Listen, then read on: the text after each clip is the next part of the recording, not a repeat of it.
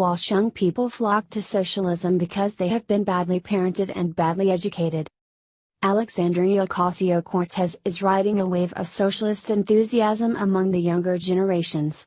It is no surprise that young people are flocking to socialism, even though they know very little about it. Different surveys give different figures, but they all seem to agree that around half of all millennials find socialism appealing. About 1 in 10 believe Joseph Stalin, who killed 20 million people, was a hero. Much higher numbers admire the killer and terrorist Che Guevara. How do we explain this affinity for socialism and communism among America's youth?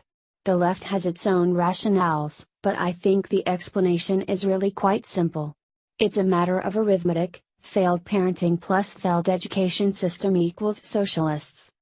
It is a parent's job to raise his children into independent, self-sufficient adults. A newly minted adult should desire nothing more than to break out from the protective cocoon of childhood and enter into the world untethered and free. Energy, ambition, boldness, these are, or should be, or used to be, the marks of youth. But today many young people have no desire to leave the cocoon at all, or else they wish to leave one cocoon and promptly enter another. They hope to escape from their parents and become properties of the state. They want daddy in Washington to take over for daddy at home. This is what lies at the root of the socialist inclination in the younger generation. It is, more than anything, a failure of personal and moral formation.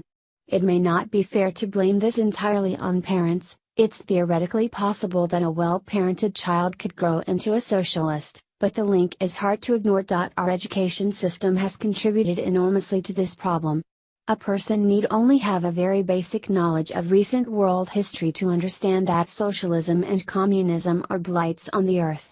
These regimes murdered 100 million people over the course of a century, leaving many millions more destitute and starving. The 20th century was the deadliest and most miserable 10 decades in human history, by far, and this is largely thanks to the systems of government that half of my generation wants to establish here. Does the average socialist millennial even realize that when he says Nazi, he is referring to the National Socialist German Workers' Party?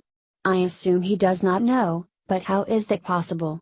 How could a person attend formal schooling for 13 years, or 17 years, and come away still ignorant of the most fundamental facts of recent history? We are not talking about events from ancient times.